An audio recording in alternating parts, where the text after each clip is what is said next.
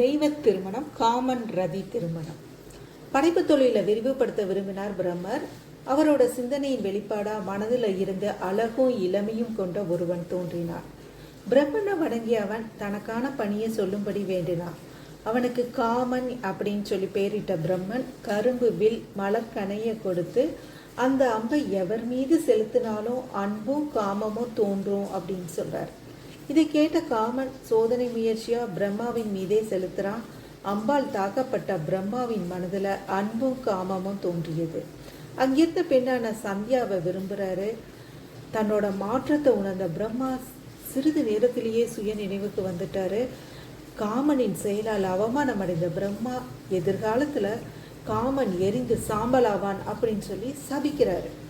அதை கேட்டதும் அம்ப சோதனை செய்யவே தங்கள் மீது செலுத்தினேன், மன்னியுங்கள் அப்படின்னு சொல்லி காமன் வேண்டான். மனமிறங்கிய பிரம்மன் சிவபெருமான் கோபத்தால் காமன் எரிந்து சாம்பலானாலும் காமனோட மனைவியின் வேண்டுதலால் மறுபிறப்பு கிடைக்கும் அப்படின்னு அவனுக்கு சாப விமோச்சனமும் சொல்றார். இந்த நிலையில அங்க இருந்த சந்தியா மீது ஆசை கொண்ட பிரஜாபதிகள்ல ஒருவரான தட்சனின் உடல்ல இருந்து வெளியேறிய வேர்வை துளிகள் கீழே விழுகுது. அந்த வேர்வை துளிகள்ல இருந்து ஒரு அழகிய பெண் தோன்றா. அவள் கையில தாமரை மலர் ஒன்று இருக்குது. அவள் பிரம்மாவை வணங்கினாள். என்னிடம் இருந்து தோற்றம் பெற்றிருக்கும் மன்மதன் உயிர்களுக்கு மகிழ்ச்சி ஏற்படுத்தும் பணியை செய்கிறான்.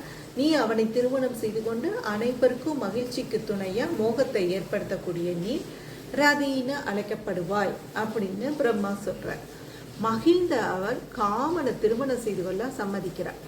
அதைத் தொடர்ந்து காமன் ரதி இருவருக்கும் பிரம்மன் திருமணத்தை நடத்தி வைக்கிறார். அங்க இருந்த பிரஜாபதிகள் எல்லோரும் அவங்கள வாழ்த்துறாங்க. இருவரும் புதிய உயிர்கள் உருவாக்குவதற்குரிய அன்பு பணிகளை செய்ய ரதியும் மன்மதனும் கிளம்பிடுறாங்க.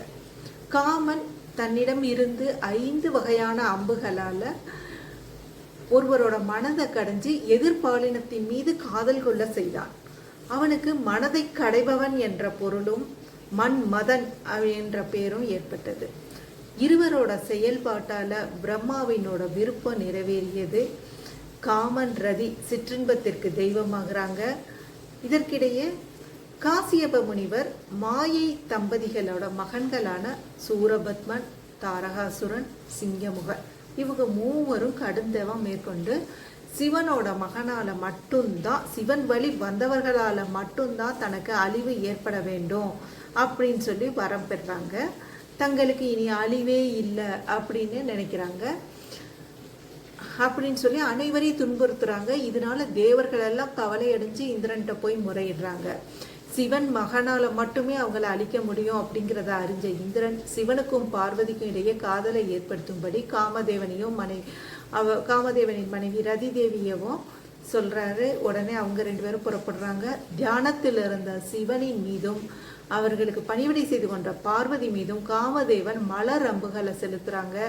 இதனால தியானம் கலைந்த சிவன் யோக நிலையில இருந்து மோக நிலைக்கு மாறுறாரு. பார்வதியும் மோக நிலையை அடைகிறாங்க. மனம் தடுமாறிய இருவரும் காமதேவன் அடுத்த அம்பை எய்வதற்கு முன்பாக இயல்பு நிலைக்கு திரும்புறாங்க. தவம் கலைந்ததால் கோபமடைந்த சிவன் தன் மேல் அன்பு எய்த மன்மதனை கோபத்தோட பார்க்கிறாங்க. அப்ப சிவனோட நெற்றிக்கண்ண திறக்கிறாங்க. நெருப்பு மன்மதன் மீது எரிந்து சாம்பலாகிறாங்க. கணவன் எரிந்து சாம்பலானதை கண்ட ரதி தேவி தன் கணவனை மீண்டும் உயிர்ப்பித்து தரும்படி சிவன்கிட்ட வேண்டா. அவளோட வேண்டுதலுக்கு மனமிறங்கிய சிவபெருமான் மன்மதனை உயிர்ப்பித்தார். மன்மதன் உயிர் பெற்ற போதும் எரிக்கப்பட்ட அவர் உடல் அவளுக்கு கிடைக்கல. ரதி கண்களுக்கு மட்டுமே மன்மதன் தெரிவார், பிறர் கண்களுக்கு தெரிய மாட்டார் என்றும் எப்பவும் போல அவருடைய தொழிலை பணிகளை செய்து கொண்டே இருப்பார்னோ சிவபெருமான் சொல்றார். கணவன் உயிர்ப்பிக்கப்பட்ட போதிலும் உடல் இல்லாத கணவனின் நிலையை கண்டு வருந்துறாங்க. தன் கணவரோட உடலை எப்படியாவது மீட்டுத்தாங்க அப்படின்னு சொல்லி ரதி தேவி வேண்டுறாங்க. மனமிறங்கிய பார்வதி உயிர்ப்பிக்கப்பட்ட மன்மதனுக்கு அவனுடைய உடலையும் மீட்டு தருமாறு சிவன்கிட்ட வேண்டுறாங்க. அதற்கு சிவன் உடலை இழந்த மன்மதன் இனி அனங்கன் அப்படின்னு அழைக்கப்படுவான். திருமால் பூமியில கிருஷ்ணரா புதிய தோற்றம் எடுக்கிறப்ப கிருஷ்ணரோட மகனா மன்மதன் பிறப்பான். அப்ப ரதி தேவியும் பூமியில பிறப்பா. பூவுலக வாழ்க்கையில இருவரும் திருமணம் செய்து கொள்வாங்க. அதற்கு பின்னால மன்மதனுக்கு அவன் இழந்த உடல் கிடைக்கும் அப்படின்னு சொல்றாங்க. கம்சன் உள்ளிட்ட அசுர சக்திகளை அழிச்சு பூமாதேவியோட பாரத்தை குறைக்க, நல்லவர்களை காப்பாற்ற, பூமியில தர்மத்தை நிலைநாட்ட கிருஷ்ணர் பிறந்தார். சிவபெருமான் சொன்னபடி கிருஷ்ணர் ருக்மணி தம்பதிக்கு மூத்த மகனா பிறந்த மன்மதன் பிருத்யும்னன் அப்படின்னு பேர்ல அழைக்கப்படுறார். ரதியும் பூமியில மாயாவதியா பிறந்தாங்க. சம்பாசுரன் அப்படிங்கிற அசுரனுக்கு சமையல் வேலை பணிப்பெண்ணா அவங்க மாயாவதி இருக்கிறாங்க. இந்த நிலையில கிருஷ்ணருக்கு பிறக்கும் மகனால தனக்கு அழிவு ஏற்படுங்கிறத அறிஞ்ச சம்பாசுரன் துவாரகையில ருக்மணிகிட்ட இருந்து பிருத்யும்னனை எவருக்கும் தெரியாம எடுத்துட்டு சென்று கடல்ல போய் வீசிடுறார். கடல்ல வீசப்பட்ட பிருத்யும்னனை ஒரு மீன் ஒன்று விழுங்கிருது. அதுக்கு பின்னால மீனவர்கள் வலையில அந்த மீன் சிக்கிருச்சு. மீனவர்கள் சம்பாசுரன்கிட்ட கொண்டு வந்து கொடுக்குறாங்க மீனை. சம்பாசுரன் அந்த மீனை சமைச்சு தர்றபடி மாயாவதிட்ட கொடுக்குறாங்க. மாயாவதி அந்த மீனை அறுக்கிறப்ப அது வயிற்றுல இருந்து ஒரு குழந்தை இருக்கிறத கண்டு ஆச்சரியம் அடைகிறாங்க. அப்ப அங்க வந்த நாரதர் சொல்றாரு, அந்த குழந்தை கிருஷ்ணருடையதுங்கிறதையும் அந்த குழந்தை மன்மதனோட மறுபிறப்புங்கிறதையும் அவள் ரதி தேவியோட மறுபிறப்புங்கிறதையும் எடுத்து சொல்றாங்க. அதற்கு பின்னால மாயாவதி அந்த குழந்தைய கவனமோட வளர்த்து வர்றாங்க.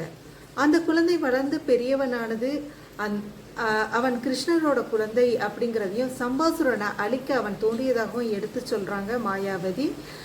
அதற்கு பின்னால அசுரரை அழிக்கிறான். அதற்கு பின்னால தன்னை வளர்த்த மாயாவதி தன்னோட மனைவி ரதி தேவி அப்படிங்கிறத அறிஞ்சு அவளை அழைத்து கொண்டு துவாரகைக்கு செல்றான். பிருத்யும்னன் மாயாதேவி இருவருக்கும் கிருஷ்ணர் திருமணத்தை நடத்தி வைக்கிறாரு. இவர்கள் இல்லற வாழ்வின் தொடர்ச்சியா அவர்களுக்கு அனிருத்தன் அப்படின்னு சொல்லி ஒரு மகன் பிறக்கிறான். பூலோக வாழ்க்கை முடிந்த நிலையில் தேவ உலகம் திரும்பிய மன்மதன் ரதி இருவரும் அவர்கள் அன்பு பணிகளை தொடர்ந்து செய்து வருகின்றனர்.